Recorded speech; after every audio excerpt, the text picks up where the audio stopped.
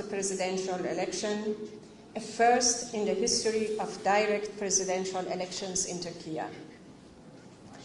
Let me emphasize that the rule of law, the respect for fundamental rights and freedoms, are the very foundation of a well-functioning democracy.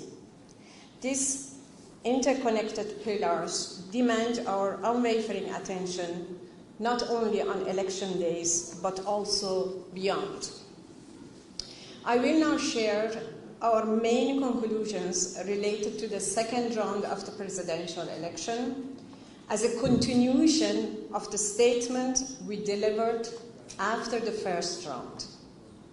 The runoff presidential election held on 28 May offered voters a choice between genuine political alternatives, and voter participation remained high. However, as in the first round, biased media coverage and the lack of a level playing field gave an unjustified advantage to the incumbent.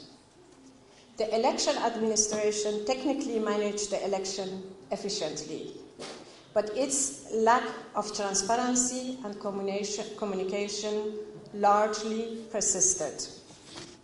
Its lack of transparency and communication largely persisted. While the absence of regulation of several aspects of the second round did not provide legal certainty, positively, the Supreme Electoral Council issued multiple regulations to remedy some of these legal gaps. I wonder whether the microphone functions. Yes. It does? Can you hear? Yes, okay. In the subdued yet competitive campaign, candidates were able to campaign freely. However, harsher rhetoric, inflammatory and discriminatory language by both contestants, along with the continued intimidation and harassment of supporters of some opposition parties, undermined the process.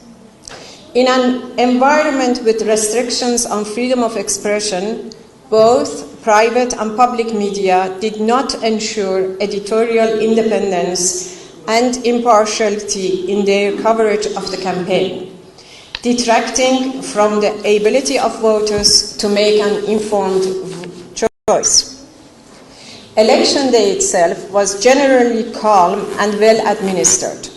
However, instances of deficient implementation of certain procedures, particularly during the vote count, were noted.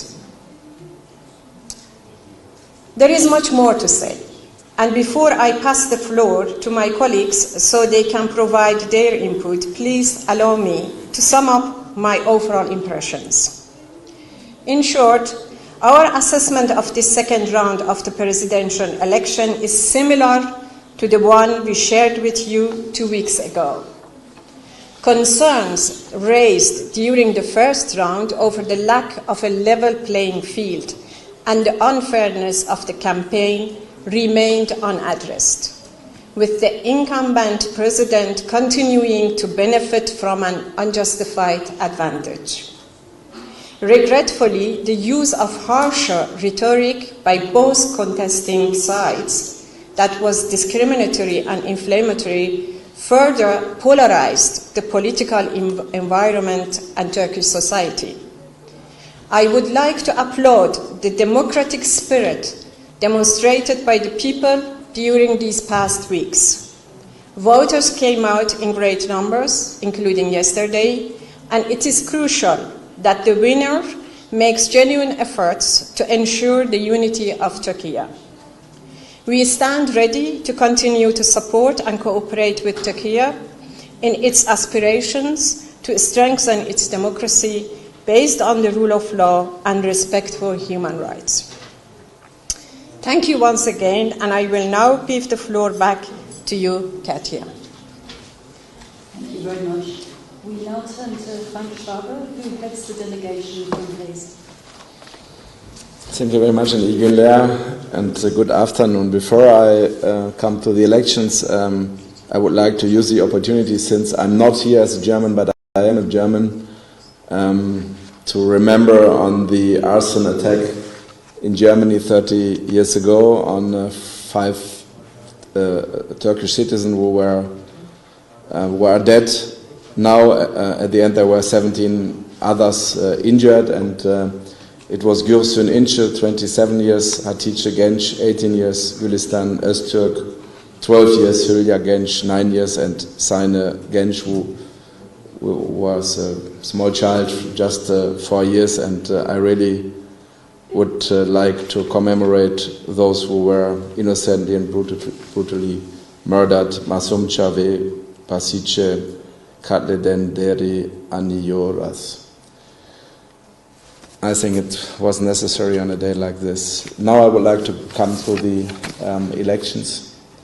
And I would like to thank as well, like Farah, our host country. And I would like to say that we had some incidents, and it was not easy for some of us not to go to polling stations in the first round, so it was better now.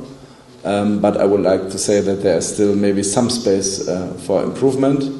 And I would like to underline that we are here due to normal procedures of our organization. Turkey is under monitoring, and because of this, we were here all together with around 40 people over the 2 rounds. In this round, with 20 people. And I would like to thank for sure OSCE and ODIHR for the very, very good cooperation. We are not able to monitor elections without you, and it's very good that knowing that we have sometimes different things to do and to look into different things in such an elections, that we cooperate in this way, and we have our final statement here all together.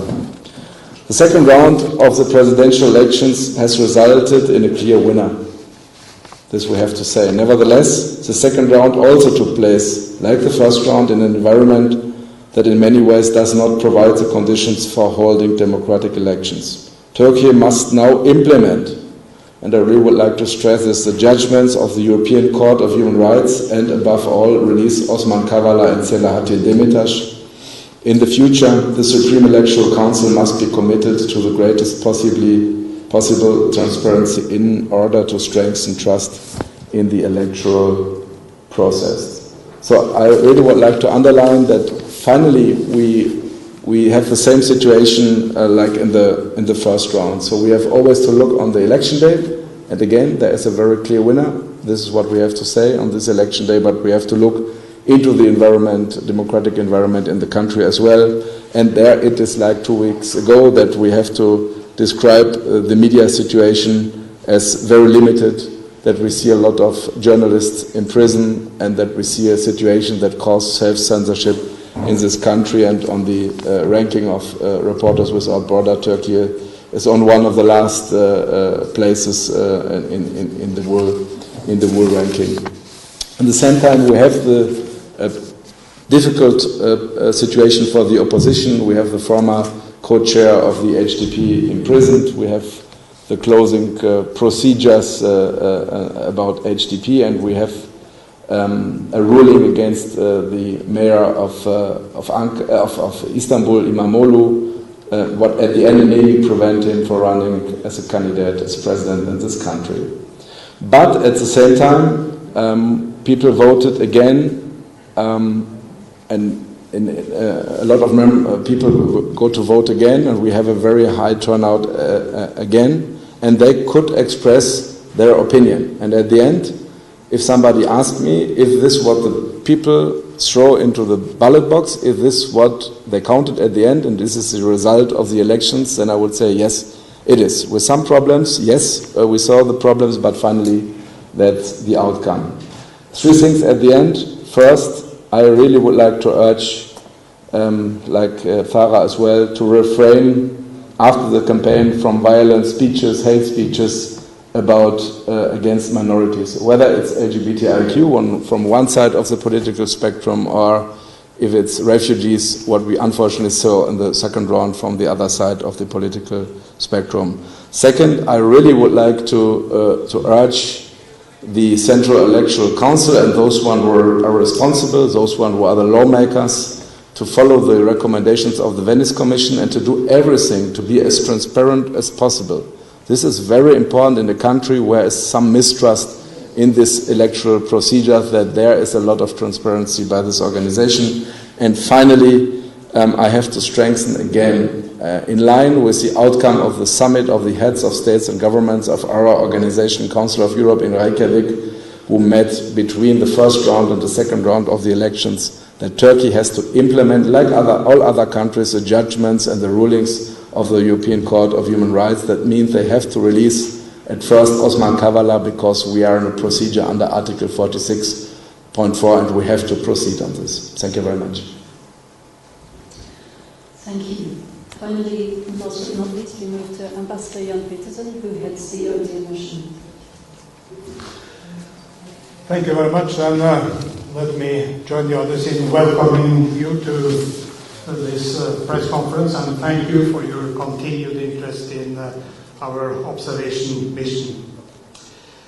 Before I talk about our findings, I would like to thank the Turkish authorities for their invitation to observe, and I would also like to thank our partners in the International Election Observation Mission from the OSCE Parliamentary Assembly, as well as the Parliamentary Assembly of the Council of Europe, for the ongoing and excellent cooperation.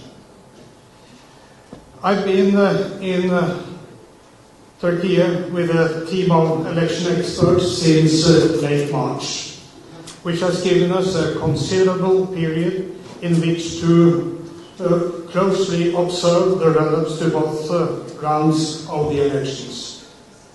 For the last 2 weeks, we have continued our conversations with state officials as well as with the civil society, and have observed the work of the election administration as well as the tone and substance of the campaign.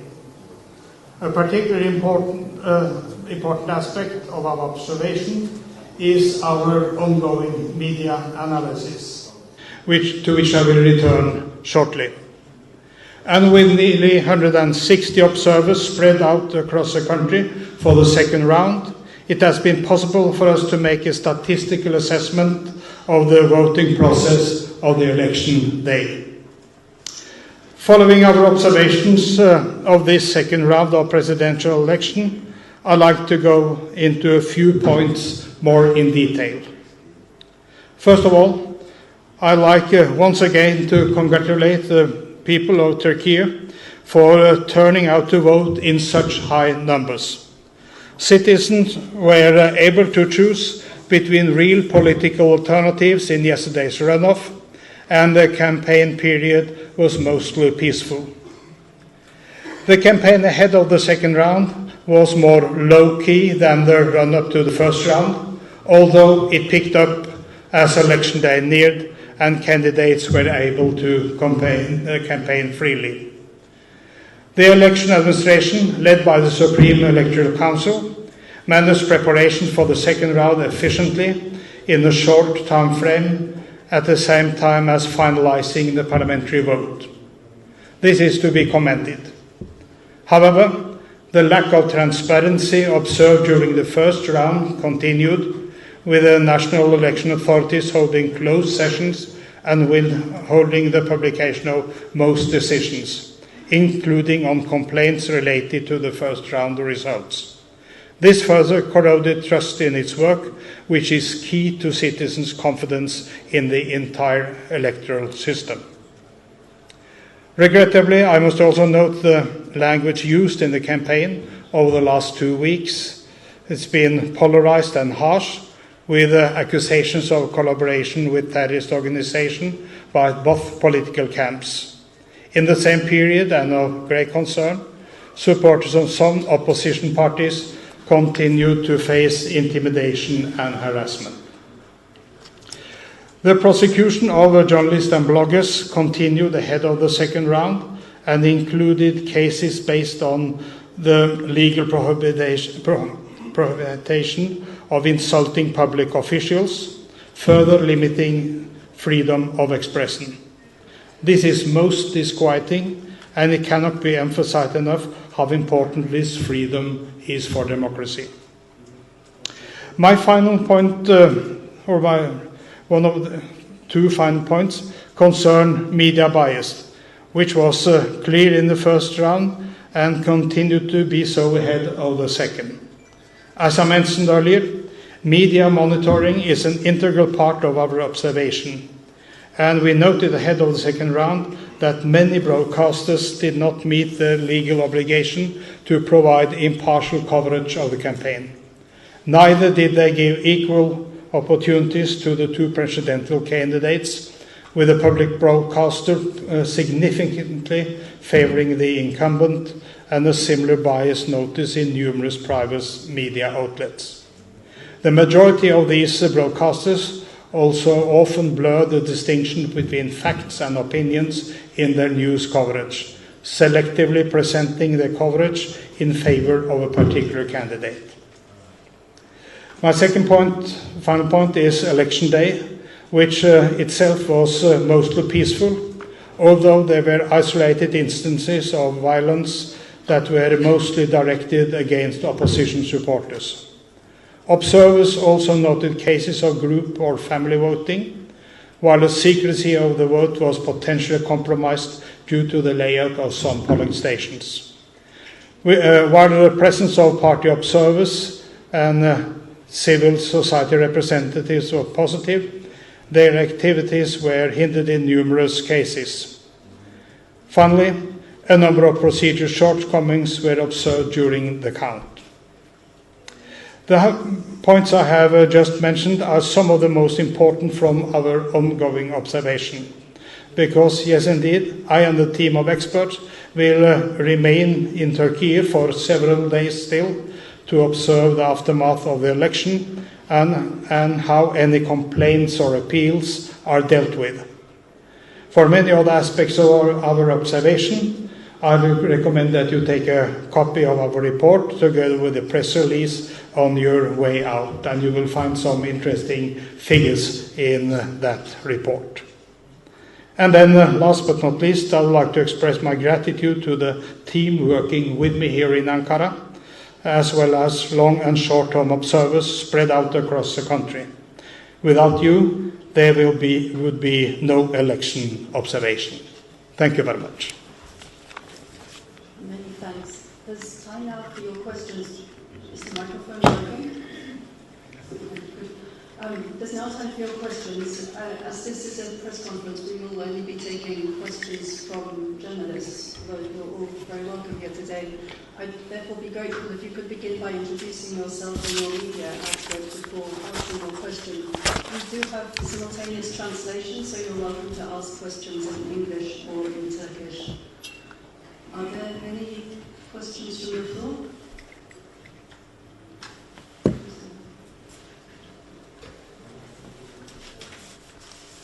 Thank you. So this is the first election I observed in Turkey was in 1989, and I was charmed by the way you would see husband and wife with their children marching to the polling stations. It was as if the election was an occasion for a family outing. And I think this is one of the aspects making for such a high turnout in Turkish elections. However, you are raising objections to family voting. Say if husband and wife and adult daughter or adult son go to the polling booth all together, what do you expect the polling officials to do? To say, hey, the three of you take a break, one by one, or something like that. What is your objection to family voting?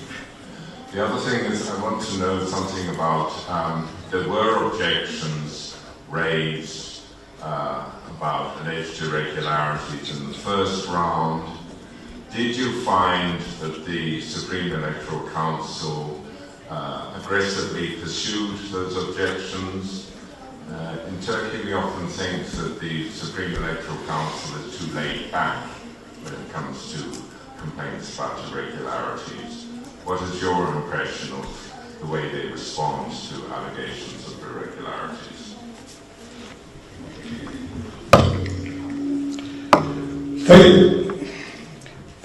Thank you very much. First of all, on family voting, I mean, this is something that is a long-standing and widely shared opinion that this thing should not happen. And I think it's pretty easy to avoid it, actually, for the election official to gently tell people how this should be done, and I'm absolutely sure that will go very well indeed. They are, of course, coming to the same polling stations, and I guess it will be pretty easy to do it according to the rules and still leave that very nice family outing as you suggested. So I don't see any contradiction. But on the second question, it's a little bit difficult at this stage to say, because the process has not yet been finalized. We have not yet had the official numbers out, in spite of being told that on the 28th of May we would have the final results of the parliamentary elections. And we, as we state quite clearly in our report, that we have concerns about the transparency. We are simply not given the decision and the openness which we need. So we are still waiting, and as I said, we are going to stay in the country for another week. So I guess we will have a better answer to the question when we see their decisions. I would like to add also to the last point. We indeed criticize also the lack of transparency of election administration strongly in our first statement. We had luckily the opportunity of meeting the chairman of SEC and also two other committee members on last Friday. And this is a very good beginning of a conversation, I think, that I hope we will be able to continue that and to see how really the transparency of election administration could be higher. I think this is the lessons learned, at least from this election, that there is a little bit difference between the first part, first round and second round. We saw in second round some improvement, and we hope that that will be actually continued. Just to prevent a misunderstanding about family voting, that doesn't mean that you make a nice trip or whatever with your family to the polling stations. In Germany, I always take my children, and they can even go and look what I'm doing there. They should understand how democratic procedures work. No, what we mean with family voting is there is one part of the family, mostly a man, who try to, let's say, lead all the others and to show them where they have to make, here not the cross, the stamp. That's the situation, no? That you have a situation where it obviously looks like one is the chef of the family and he shows all the others what to do. And this is what happened and what we witness in some cases and what we want to prevent for the future. Father, are you saying you're objecting to more than one family member going into the polling booths at the same time? That I quite understand. Yes. But it sounded as if from Mr. Peterson, No. he didn't like husband, wife, and No. going to the polling station at the same time. No. Well, then I can clear this up, because I just mentioned the family voting. I think I mentioned it once, and I think we all know what it means. That is simply that they do it one by one. So I didn't make any other reference to this. So I may have been unclear, but I'm not quite sure how I was unclear. But anyway, now I think we are in agreement, all of us. Thank you very much. Are there any other questions of the lady in yellow? İzninizle Türkçe sormak istiyorum.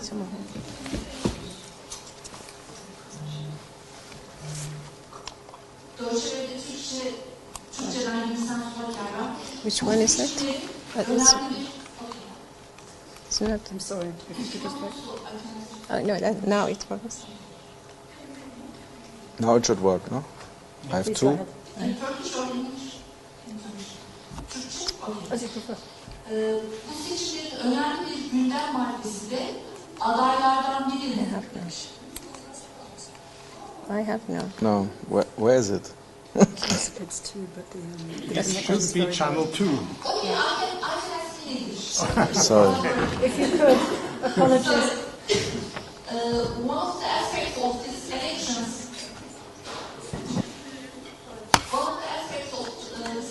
I think the how can we say fabricated footage of the President Mr. Erdogan about linkage, so-called linkage of the CHP leader Kemal Kılıçdaroğlu with the terrorist organization PKK.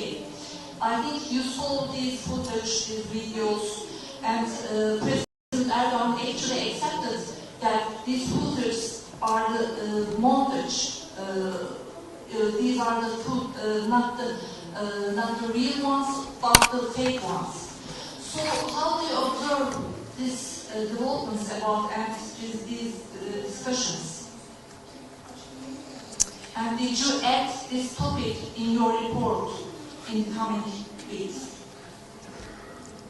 If I understand correctly, you are referring to the role of fake news, No. or not? Fake news and fake videos. This video. Exactly, fake videos and really trying Yes, to. fake videos. Yeah, exactly. Mr. Erdogan, yes. I think Mr. Peterson can actually elaborate on this whole media monitoring. But before that, I would like to emphasize we are very much critical about this polarized language used. And actually from both sides, accusations, inflammatory language, discriminatory language, and I think now the elections are over and there is a clear winner. This is something that really needs a lot of care and also healing, if you want, in the society, because it deepened a lot the division in the society, and I think this is something that really needs attention, and we hope to see it in the coming weeks and months that atmosphere and that landscape actually changes. Mm-hmm. Thank you very much. I think I know what you're talking about. That was a very specific incident. Our report will be based on factual observations, but that does not mean that we have to that it is possible to give all the facts in the report. The important thing is that we have a factual background for what we are doing. When it comes to what we are observing and recommending, what we say in the report is that the allegations of connections and to terrorist organizations is something that we heard from both sides. We are not going into concrete arguments, the concrete incidents here, but the issue using the terrorist allegation is one which we are dealing with. If we had the obligation to go into or mention all the concrete incidents, it would be a pretty long report, and it is not necessary to get through our main conclusions. So sometimes we have concrete examples, but that is just to underpin our general observations. So you shouldn't put too much into whether it is or whether it is not mentioned in our footnotes. As an organization, we really strongly condemn all kinds of terrorism. We really have to ask each and everyone to be careful to accuse others to be connected to terrorism. About the specific video you spoke about, I think one problem is not just that the video was produced. The other problem is that it was used or shown in media with no comments at the end. I would understand that we should have a media situation in a country where they really try to explain a video and to criticize it as well in a way. But if you have a biased media situation where the media just take the video without any comments on it, then it's really a concern and a problem. And this is in the whole description we have in our report about the whole media situation in the country. Thank you very much. Are there any more questions from the floor? Oh. I don't see any. I'll check to see if there are any that have come in online.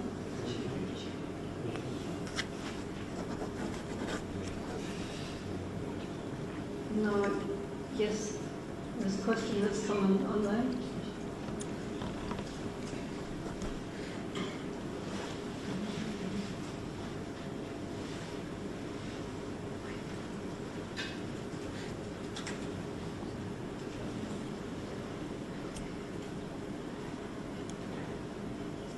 Question has come in. Do you have enough evidence after 2 rounds with the same shortcomings to conclude whether the elections were both free and fair? Who would like to take that? I kind of start by saying that, in a complex situation like the situation where we are in Turkey, with this enormous participation of the people of Turkey, and with our really understanding that the people had the choice between genuine political alternatives, it is very, maybe very short-sighted to end up by just saying it was fair or it was not fair or it was free or it was not free. I think we have to take into account the complexity, the different actually observations that we did from the beginning till end. I think we have been very clear about that there was unfair, unjustified actually advantages for the incumbent president and for the ruling parties, because especially also of media bias, because of this media coverage, because of the lack of access to media by the opposition, because of that some political actually people were facing legal problems, persecution, and so on. Yes, this has all been part of this process, but putting on a label would be difficult because it has all these actually elements in it. If I may just add, echoing what was just said, elections are such a complex process. And if you see our reports, you will see that some of it we have a positive evaluation, some rather negative evaluation, depending on which part of the process we focus on. And that is why we always avoid giving sweeping one-liners, because that is simply not doing justice to the complex process that we have seen.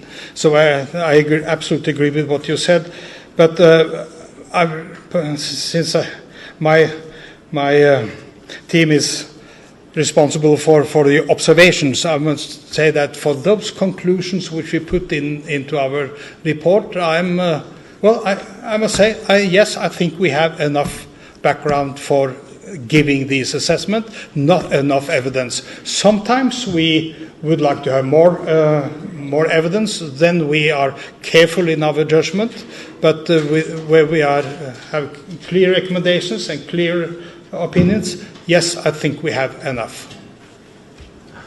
May I say, the question how to describe an election with 1 or 2 words is difficult. And but for sure, if I would ask my children if there are 2 teams playing football and one team have shoes and the others not, would they say it's fair or not? I don't know. So it's it's not easy to describe it when you don't want to do it with one sentence. So I fully understand that we have this long-term observation mission and we have so many things to evaluate, so we don't want to reduce it on one or two words, but I would like to underline what I said in my statement. Nevertheless, the second round also took place in an environment that in many ways does not provide the conditions for holding democratic elections. So I think it's critical enough to describe it, but again, there is much more than to describe it just with one sentence. I fully understand this. Thank you very much. We're just waiting for the translation of a question coming in from public TV, as I understand. Bear with me briefly.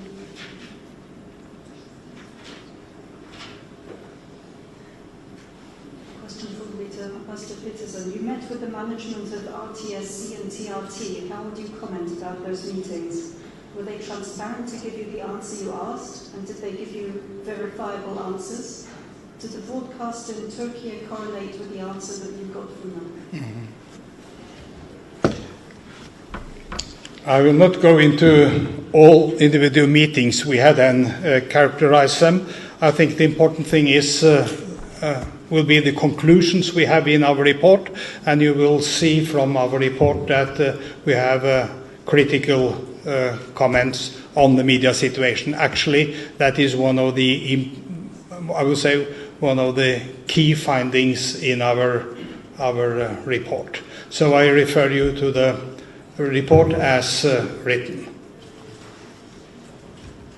Thank you very much. No more questions online. So if there are no further questions from the floor, then we would stop there. As well as the statement my colleagues were mentioning and the press release, which are outside on the table for you in both English and Turkish, I'd like to mention the fact that approximately 2 to 3 months from now, we will be publishing a final report summarising all of our observation, which will also contain recommendations to the authorities for how to improve the situation for next time. So you may want to keep an eye out for that, for the answers to your questions in the longer term. Thank you very much again for your interest.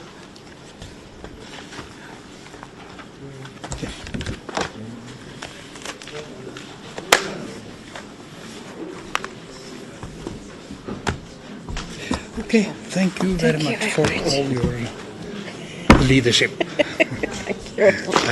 And good luck. Actually, I enjoyed it very much. Thank you. Thank you very much. Yeah, me too. Yeah, thank you very much. It was a tough job. But you know, I learned one thing. I learned a lot during this mission, and one thing which I learned, which I knew after some decades of international politics, is never do editing by committee. Exactly. That is a complicated process. Exactly. No, that's absolutely correct. Thank you. Thank you. Thank you. I had sorry for sending you because it didn't work any better. But I had to hold it like this. Then I heard. And I'm afraid that I was the one who mixed because it was something with my system. Okay, so because I couldn't really hear that.